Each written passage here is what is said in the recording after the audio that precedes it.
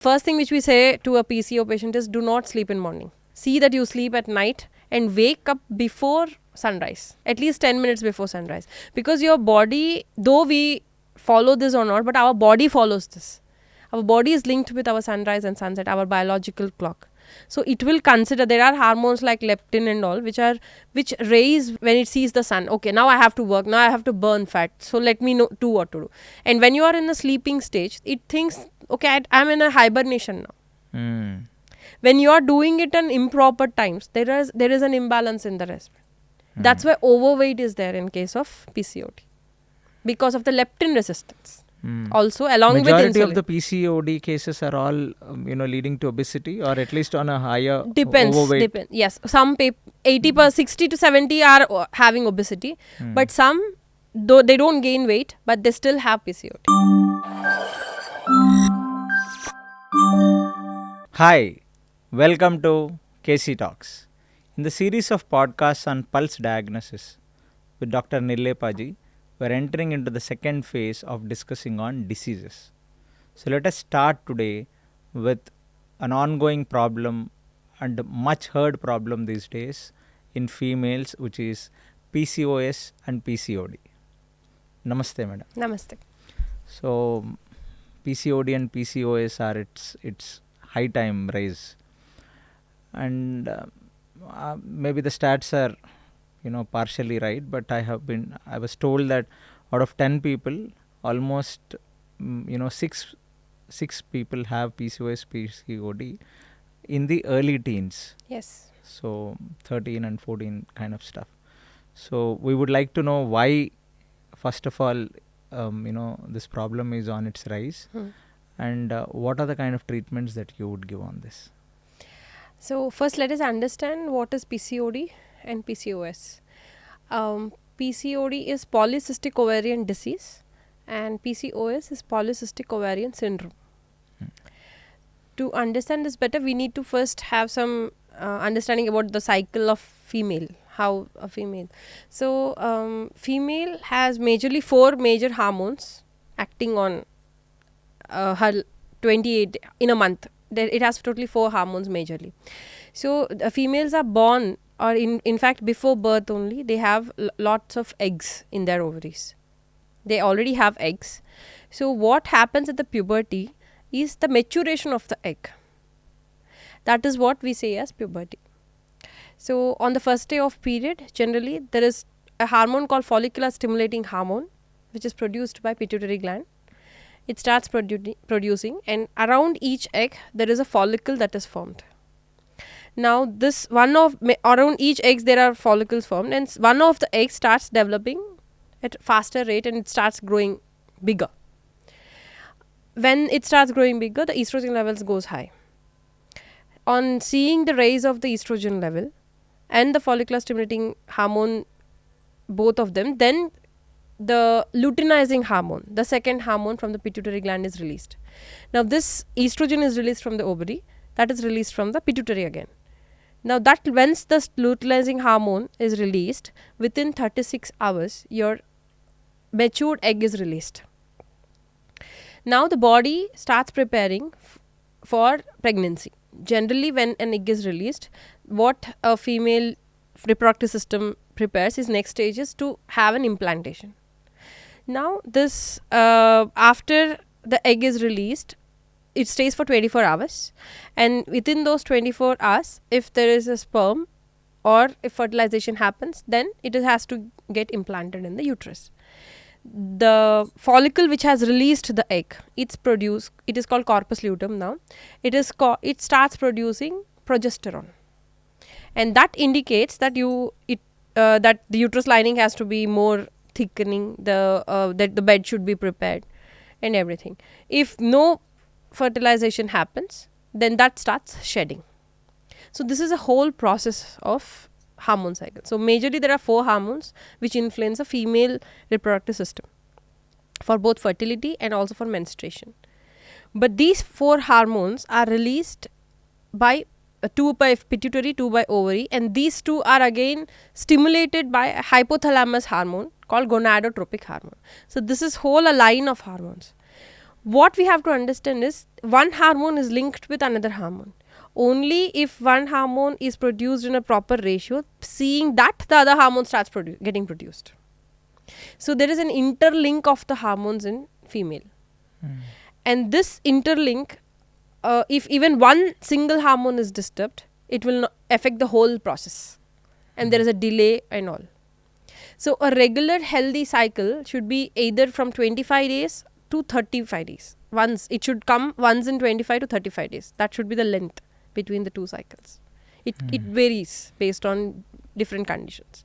When this period start getting postponed, like the 40 days, 2 months, 3 months also you do not have a menstruation, then it is called amenorrhea or oligomenorrhea, which is called you don't have a cycle. The uterus lining is thickened and it doesn't shed because the proper hormone to shed is not being received by them. So PCOD is releasing of immature eggs. PCOS, there is no release of the egg. It just forms follicles, and if you have a ultrasonography scan, you will see many kinds of follicles which are grown up to some size and they're just stuck. So it's like a string of pearls which appears on the sonography. That is where we call as polycystic ovarian syndrome. So it is more of an endocrinal and hormonal disorder which influences the ovary.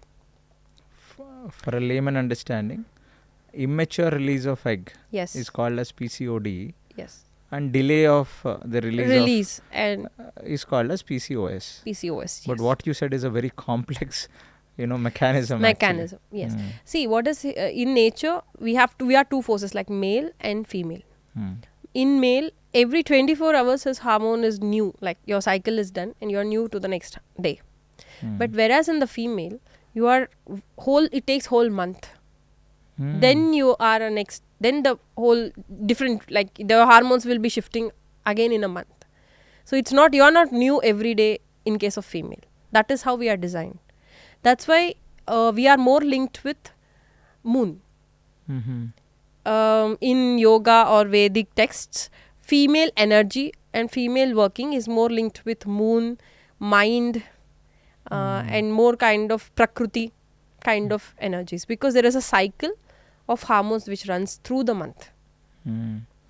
So now let us divide the whole month cycle in Vata, Pitta, Kapha. Let us understand in that way. So the whole menstruation period time, that is 5 to 7 days, that is more of Pitta dominant function.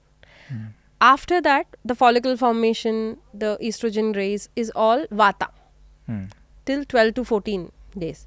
And then from after the 14th day till the ovulation period is more of Kapha dominant stage. So why I have told this is our lifestyle, our food, if it varies or it has some dependency on these three factors, based on these three factors, then the whole cycle works smoothly. Now, even if we divide the life of a female or male, so first one, as soon as you are born till the reproductive age, that is till you attain the puberty, you are more of Kapha kind of, where the Kapha is dominant in your body. You will be learning, you will be nourishing yourself, you will be nourishing your organs will be developing, growing. Even you are learning in the mind, you are trying to understand different kinds of experiences. You are in a receiving stage. You basically will be very calm. It has to be calm to have a good retention and learning. Then when you enter a phase where 12 to 14, the reproductive age starts till 49 or 50. So this is the reproductive age where more is Pitta. You evolve, you try to apply what you have learned, you try to analyze from what you have learned from these many years and start comparing and run your experiences, and then form an opinion and attitude, and then you start producing some things and everything in mind wise, and even body wise you start reproducing. You are capable enough to produce the energy or the body which you have to the similar one in the cycle. So this is that all reproductive age, and you are in such a state that you are able to nourish the other one. Then comes the Vata stage after 60, which is an old age where you have the wisdom of what all you have learnt, and you are in such a way that you are an advisor. And even then, that when there is Vata is high, you start at the degeneration phase. Now, why the more PCOD? If we see the statistics, now it is more 30% almost. Before it was 5%. From last 10 years, it's 30%. And 70% of this is undiagnosed. So now, because of the changing lifestyle and environment, changing hormones, changing metabolic factors, that is more of insulin resistance is developing, and gut factors, these 5 factors play a very important role of having PCOD at an early age. According to the statistics, whatever you said, 30% is for what, early teens or No, mid? it's PCOD. Mm-hmm. I was talking about the PCOD, and major PCOD is undiagnosed till you are in a fertility age. Sometimes what happens is you have regular periods, but the immature egg is not recognized. And it is recognized only when you're into the fertility, when you're not able to conceive. But till then, the PCOD has been completely laid as a seed. So if the menstrual cycle, if the cycle is good, Yeah. still you might have a immature egg Yes, in that, because hormones would be there, but it will not release a complete hormone when is not possible. That the complete hormone release is not there. So the egg maturity, the egg quality is not there. So that means if a person is having a very regular menstrual cycle and then she is unable to conceive, and then she goes to a fertility center, and then people tell her, no, your eggs are not healthy. Yes. That means she was going through this PCOD. This PCOD, yes. But we have other signs which we can consider. Okay. Generally, if we consider the hormonal imbalance, either if it is scanty menstruation. Okay. For example, 1 or 2 days you are bleeding, that too in a very small, then it is more Vata dominant of PCOD. And your periods are a bit prolonged, 35, 40, sometimes 50, again 35. That also indicates you are having the symptom, but your missing of period is not there, but still you are having PCOD. Then there is a phase, there are patients where they don't have periods for 3 months, and 4th month they bleed for a month. Profuse bleeding. Because the uterus line has been thickened by now, and then it starts shedding suddenly. There is sudden spouts in hormones. That is more of Pitta dominating people. In Kapha dominating people, hardly they menstruate. Very, very rare. So we can divide in that way also. So that is one symptom, that is not having periods. Second, we can see insulin resistance in them. That is the next very prominent symptom which we have to consider. Because excess insulin. What is insulin? Insulin help your cells to receive the glucose and produce energy. Now, when the cells do not receive your insulin or glucose, it is called insulin resistance. That means insulin has to push high to put the glucose into the cell. That means the receptors of the cells are showing the resistance to accept it is one of the polymorphism, or we can say SNP. That is genetic change in the receptors. So this genetic change can also lead to PCOD. This leads to high insulin in your blood. Now this high insulin in your blood triggers androgens, that is opposite, like the male hormones in your system, to go high than the normal, and that androgen again affects your fertility, your cycles. Those people have symptoms of facial hair, too many acne, obesity, overweight, more waist fat. These are the symptoms which they face. Thinning of the hair. Generally, if we consider baldness is more of a male character, according to genetics. Yeah. But when these kind of things happen, then there is thinning of the hair. That is very prominent. Third is from where you are deriving your energy. Generally, we derive energy from carbs, but it is healthy to derive energy from fats. Yeah, fat metabolism is better than the carb metabolism. Carb metabolism, because you have more energy there. You have almost 32 ATP coming from N-acetyl than going from glucose. So you need more food. You crave for the food, because if your metabolism is towards glucose, based on glucose, you crave for more food because you need more. Yeah. So that is also one of the important indication. And finally, the gut. When you are taking more of inflammatory kind of diet, your immunity is imbalanced. You are triggering your immunity. There is autoimmunity. And sometimes autoimmunity also causes PCOD. It is, in some cases, we consider it as an autoimmune condition because of allergic tendencies. The hormones and the insulin levels are not properly working, and then they give rise to the symptom. So these are the various factors which affect a PCOD, or which causes or triggers PCOD. Now we understood a whole gamut of how PCOD and PCOS goes and how we can identify. So it's a very wonderful point that you told. No matter you have a regular menstrual cycle, still your eggs, you need to see whether your eggs are healthy or not. If you are having darkening of your, at the folds, at your underarms, you have having skin tags, it shows you are having insulin resistance. Pigmentations at the folds especially.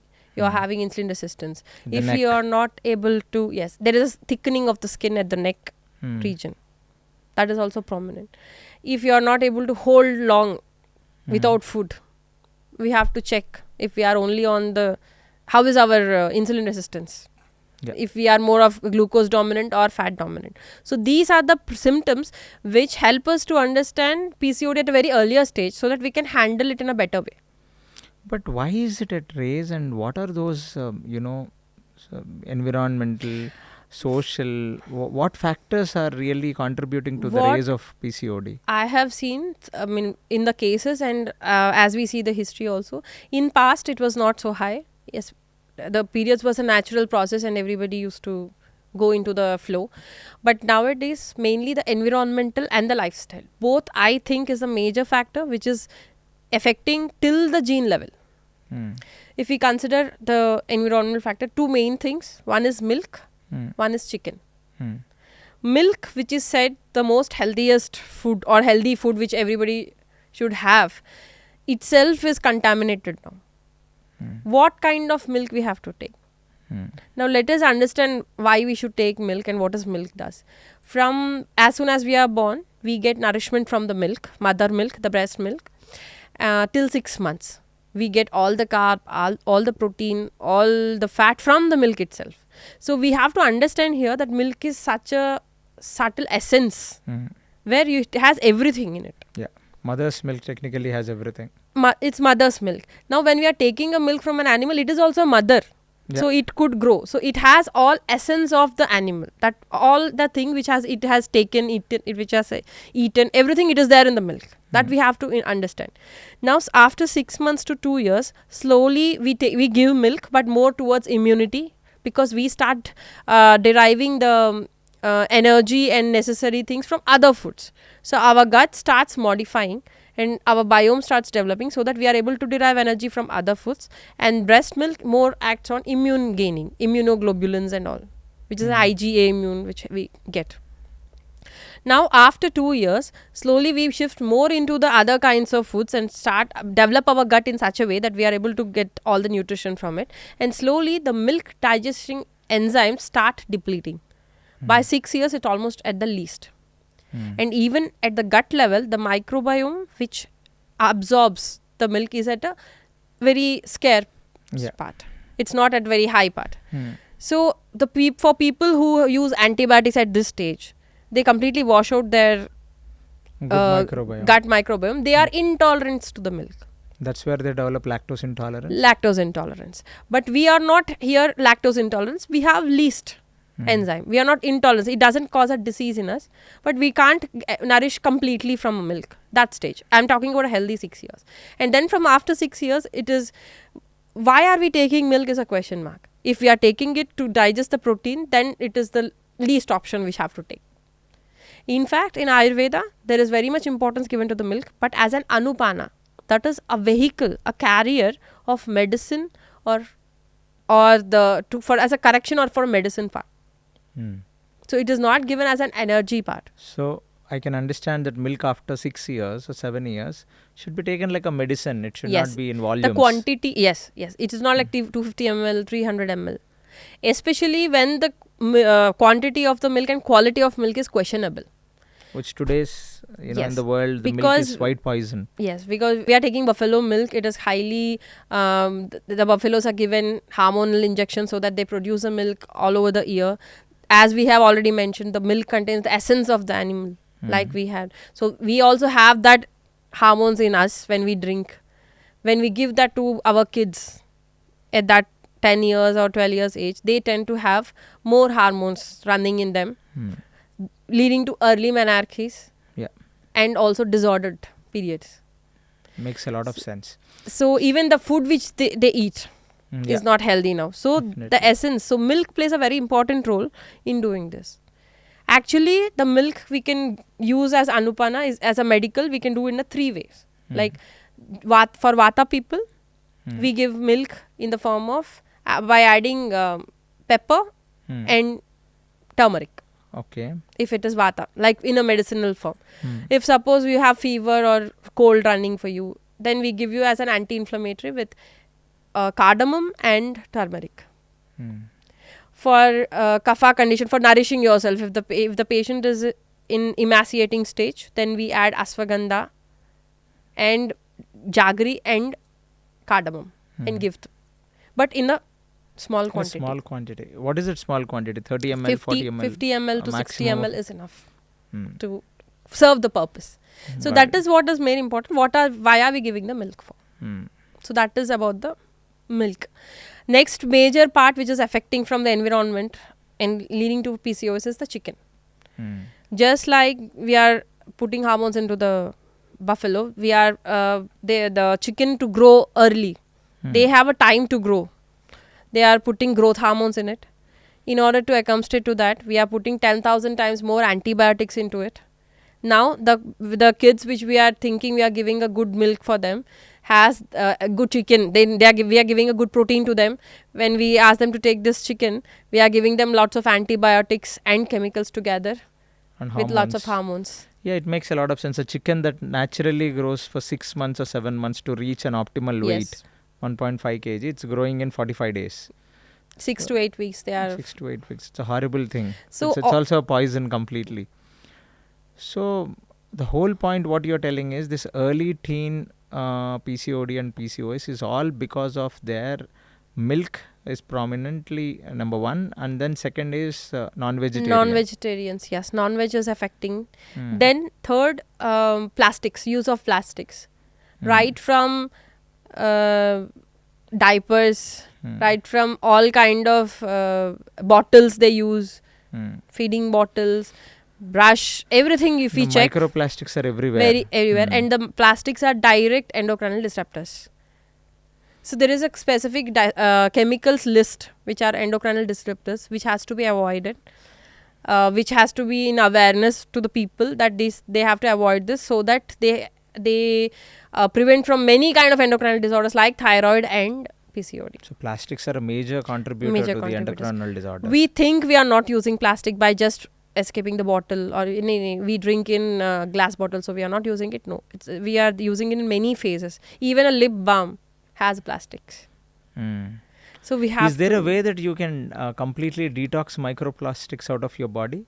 It's very difficult to do that, but how much we can do the detoxification, that's not a problem, but the use should be also be reduced. Otherwise there is no meaning in doing this. But you can, if ever I have not, we can try. Not lived a conscious life till now, and there's a lot of microplastics that I would have consumed. So there is a way that you can detox those microplastics. Yes. Because you said a beautiful point that microplastics are the major cause for your endocrinal disorders. Right. So these three things, and fourth, which I emphasis is on circadian rhythms. Even the kids are not sleeping at right time. The circadian rhythm is completely gone. Lapsed. They are on the cell phones.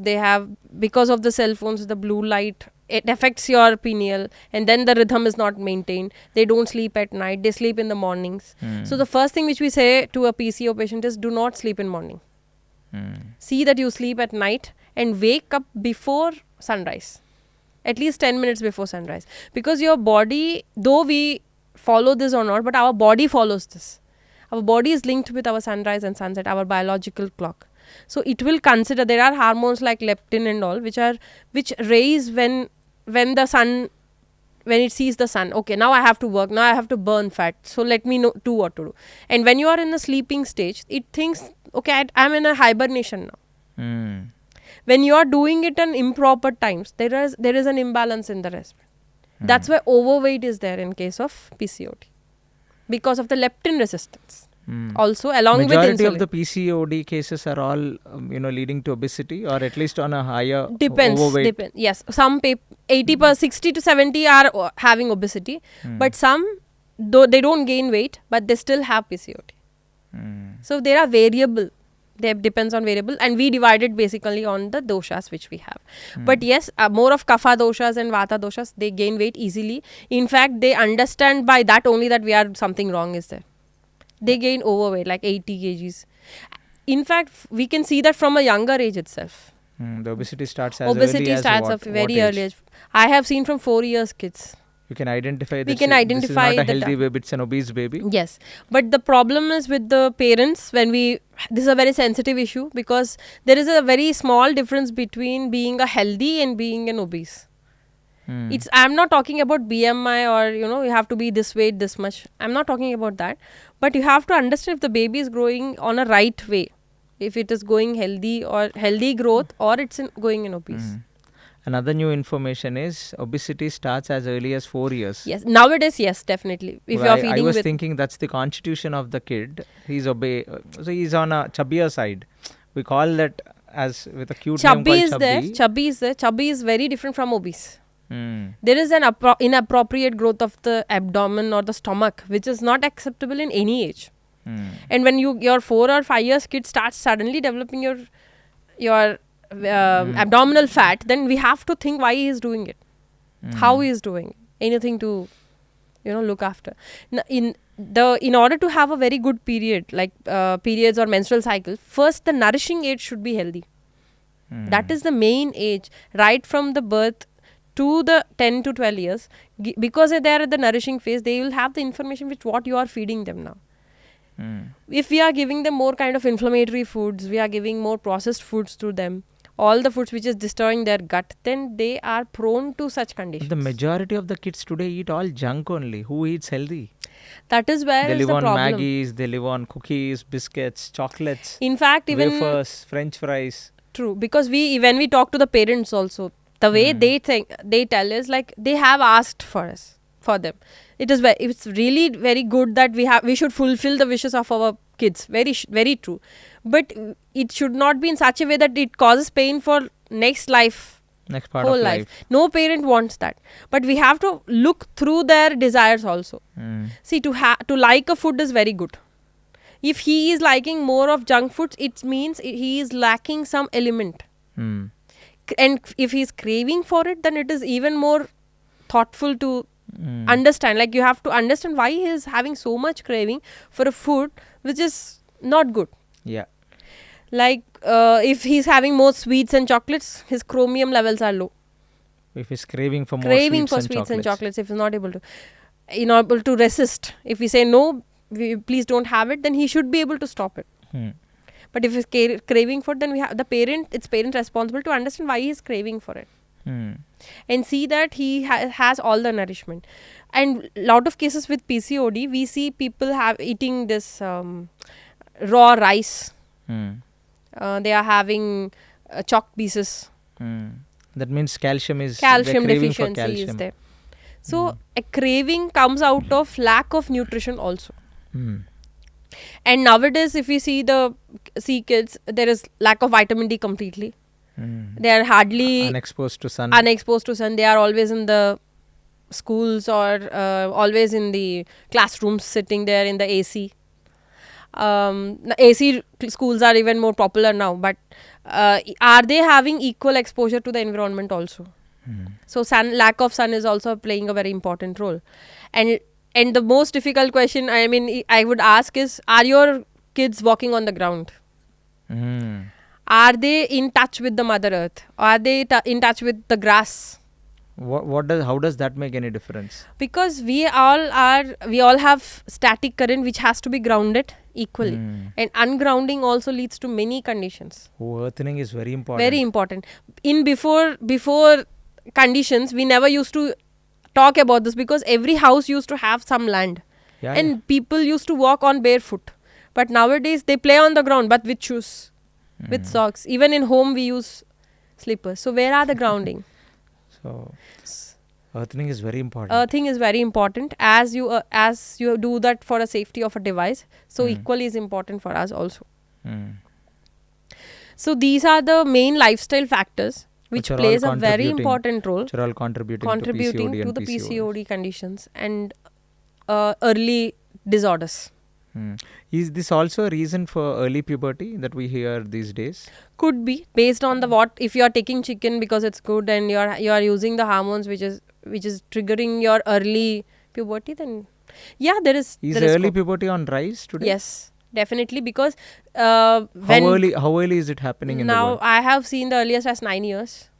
It is happening even earlier to that? 9 years I have heard somewhere, but in our clinic we have seen from 9 years. 9, 10, 11 is the common age now. And what should be the ideal age of puberty? 12 to 14. Even when we were young, it was we more heard at the age of 13 and 14. That was the ideal age. Yes. And you are also hearing about early menopause these days. Yes. Because you're disrupting your whole endocrine system, so the other things are coming up very fast. Early menopause also becoming common. People are thinking that early menopause and early puberty is genetic factor. That is what is a point. It is genetic factor, but that genetic factor is monitored by your epigenetics, by your environment. Okay. So we cannot push it on our so hereditary I want to ask you a question. If somebody says I'm genetically prone to cardiac diseases, I'm genetically prone to cancer, what is that percentage of gene, playing a role in his life? Genetically, you have a predisposition. You don't have a disease. But you are creating the environment to manifest the disease. There is definitely... what percentage? Like 10% does the gene... Genetic, I think it is 30%. But remaining, it's in your hands. That too. So epigenetic is 70%, yes, is it? Definitely. So if you are even prone, your father had a cardiac arrest, your uncles, all your, paternal side had, problem. Yes. So if you think that, okay, genetically I am prone, but still that the risk ratio is only 30%. 30%. Because remaining things, you're managing, you're taking it as an alert. And if you're trying to change our lifestyle and our other factors, then definitely that will not affect us as much. Superb. We can manage this gives a whole lot of good confidence to people. Yes. I always tell this to the patient. Don't blame the genes completely, because the genes, the disease, in fact, what I say is the disease are attacking at a genetic level. The medicines are at the very superficial level. That's why we say it a genetic disease, a lifelong disease. Yeah. These days, anything that a doctor can't say will say it's a genetic disorder. Yeah, that means it is affected at a gene level. So you are creating such a environment where you're affecting so deep. That's what it means. It doesn't mean it's genetic, so it will come off. You have a predisposition, but you don't have a disease. If it is a disease, it will be from the starting. Got it. Makes a lot of sense, ma'am. So now that we have seen a lot of factors what are contributing to the rise of PCOD, PCOS. Yes. Now, and you have also told to change diet, Yes, go to more fat burners, have good cholesterol in your diet. That will also help. So we have to check all 4 things in this. We have to see our gut is fine, because the food which we eat matters. We are not having much inflammatory diet, or at least we should be able to, in a condition where we are able to detox it. If you want to have something which is not so healthy, you should be able to detox it. Or find a healthy way to have it. Like we want pani puri, cook it in home, prepare it in home, fry those pani puris, then it is a healthier version of your pani puri. We are not asking you to suppress your desires or keep everything out. We can do a healthy version also. But it's just that we have to be aware of it. 80% parents say that they have asked how the kids will stop for craving. Why will not they stop for craving? If you give them an alternative, yes, healthy alternatives. Craving is a disorder that has to be understood by the parent. That's important. If they are asking, if my kid doesn't stop having Maggie, why? Irresponsible parenting, actually. I will not say irresponsible. It is lack of awareness. They don't know what's wrong in having that. Yeah. Lack of awareness is more important. It's just that they have to think why they are asking for that food, specific food, so many times. out of control. That's what stops many kind of imbalances that will happen in future. And it will also train your mind to have a balanced life where you can enjoy everything lifelong. Now you are craving for sugar, you are giving them sugar. You are craving for chocolate, you are giving them chocolate. And at one stage, the diabetes would start from 15 years. Then you would say nowadays the diabetes will be from 15 years. Then you have to stop sugar right from 15 to till your life. So what is a wise thing to do? No, makes a lot of sense. That's very thought-provoking, because if we have seen early puberty, we're Definitely seeing there will be early cholesterol, there will be early diabetes. There will be days, because metabolic disorders are at its rise, right? If all these are one of the alarming signs saying that we have to regulate ourselves. What is it earlier? I am seeing early diabetes also, but I've heard people like 26 years, 27 years. Yeah, now it is in 20s now. So 30s it is normal now, 20s it is coming up. There will be a day where you will see a 15-year diabetic kid, is it? Yes. If we are in this way, surely. And then we will accept it diabetes is a part of life, no? So thank you so much for your understanding, so deep into the root causes of PCOD, PCOS. So my final question would be, if a patient comes to you with a problem diagnosed as PCOS or PCOD, how long would you take in your treatment to reverse that condition? So what we do as a treatment is we have to work with gut. We have to see that his gut health is normal. If he is having any allergic factors, that we have to be cleared up, because that inflammation again raises his insulin. Then we have to work with his liver, because it's a major endocrinal organ, and also insulin. We have to work with his insulin resistance part. And then we have to see if his environmental detox is done. He's able to detox properly. Considering these three, we also consider kidneys, because it is the basic prenatal energy, seed for prenatal energy, where Chinese medicine have more emphasis on this, but we also consider that, because it is the Jing energy which is there. Because Sukra Dhatu, actually according to Ayurveda, if you consider this is a Sukra Dhatu. And what is a Sukra Dhatu? Is a essence, your highest essence of your body. So whatever you do in any mistake done, any negligence done in any part of the body will be reflected on it. So we have to see that your dhatu conversion is also normal. We considered all these things and then tell them the factors which trigger in their condition. So it takes a whole process to get things back. So we almost suggest minimum of 1 year, but it takes sometimes, if it is of more of PCOS condition, it takes more time. But we are not replacing any hormone, or we are not triggering directly menstruation.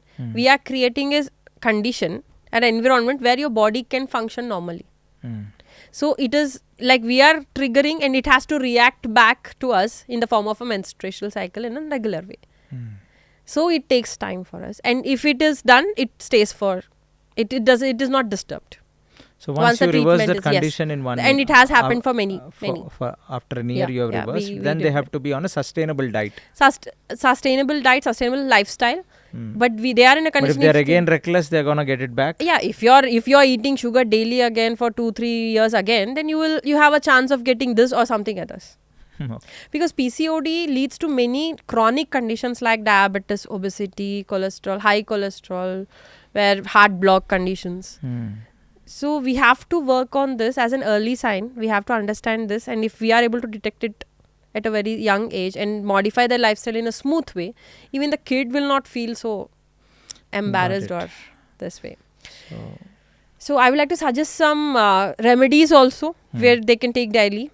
What I would like to emphasize is on having good fat. That is, have at least 2 spoons or 1 teaspoon of ghee. Cow ghee. Desi cow ghee in the early morning on empty stomach. That is a first feed which is very good for you. Next preference is coconut oil. These 2 things are very healthy. Change your diet more on energy based on fats than the glucose. Then pomegranates help a lot in having this issues, to make it regular, who are facing this issue. Hibiscus flower, the desi one, which has 6 petals. That the petals also can be taken as a tea. That also helps you to regulate your cycle. Having cinnamon in the morning, that helps to release your insulin How sensitivity. can you have cinnamon as a tea? As a tea, you can have it directly, or as a tea, you can powder it and have like a herbal tea. That also helps you to increase your insulin sensitivity and also regulate your periods and also decrease your pain during the period also. Then do not sleep. Do not have day sleeps, and sleep on time is what is important. And lastly, thus asparagus, the vegetable which is more common in the foreign, Shatavari. is sadavari. Yes, that has to be taken. That can be taken in a regular basis. I was thinking asparagus was is an exotic vegetable. Actually, it is sold in the supermarkets among the exotic vegetable category. Yes, but I never knew it was an Indian origin. Even the roots of sadavari can be taken. Hmm. We generally give in cases of fertility or when they are not having Very their periods. chewy they are. No? They are very normal. They are very tasty. They are very bland and healthy. Hmm. So that also helps them to regulate their cycles. So by burning the exercises, of course, grounding. So these are the things which, if you change in your lifestyle As a precaution, then we can easily overcome these conditions and prevent these conditions also. Thank you so much, Nirlepa ji. Such a complex phenomena of PCOD, PCOS. You have told us that how every hormonal secretion is interlinked, and how if one doesn't happen properly, it will affect the whole endocrinological dysfunction, and that will lead to a lot of metabolic disorders and complications. Thank you so much for your understanding on this. Welcome. Namaste. Namaste.